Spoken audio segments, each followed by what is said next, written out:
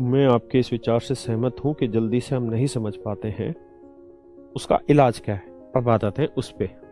अगर आप जल्दी से नहीं समझ पाते हैं नीतू कुमारी झा भाई, नहीं बहन, तो इसका इलाज क्या है। प्रॉब्लम पता चली, उसके सॉल्यूशन पे आते हैं। तो सॉल्यूशन का तरीका फिर ये है कि जो हम पढ़ रहे हैं अपनी क्लास में, पहले तो उसको तैयार करें, क्योंकि पेपर की अप्रोच हम तभी अच्छे से सीख सकते हैं जब हमें बहुत सारी चीजें आती हों। अगर आती नहीं होंगी तो अप्रोच में दिक्कत आएगी हमको। तो हमें पहले तो सारी बेसिक चीजें आती हों, देन उसके बाद का काम यह है कि हम जब एक लेयर की जो प्रैक्टिस है बुक्स वगैरह से हम करने लग रहे हैं, बुक से ही करनी है हर हाल में, डिजिटली नहीं करनी है। बुक से प्रैक्टिस करिए, जितनी कर सकते हैं करिए।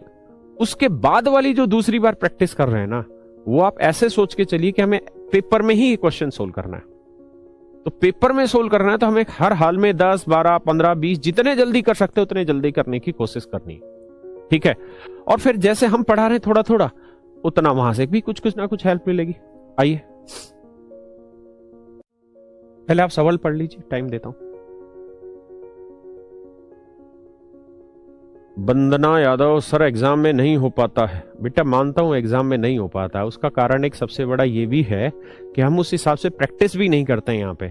इसीलिए तो यहाँ पे ये काम कर रहे हैं, इस प्रैक्टिस के थ्रू ही तो आपको वहां तक लेके जा रहे हैं कि आप कैसे कैसे टाइम बचा सकते हैं। देखो यार, दो चीजें ना बेटा, वंदना, अगर आप चीजों को जानेंगे ही नहीं फिर तो कोई कर ही नहीं सकता उसमें कुछ। तो पहले आप जान तो लें कि किस किस तरीके से बचाया जा सकता है। भाई महाभारत में भी लड़ाई हुई तो पहले अर्जुन ने, कर्ण ने, इन्होंने इतने सालों तपस्या की, तब जाके इन्होंने अस्त्र शस्त्र सारे इकट्ठे किए और फिर युद्ध में इस्तेमाल किए। आप अस्त्र शस्त्र इकट्ठा करना नहीं चाह रहे हैं और सीधा युद्ध में जाना चाह रहे हैं, तो वो तो इकट्ठे करिए ना।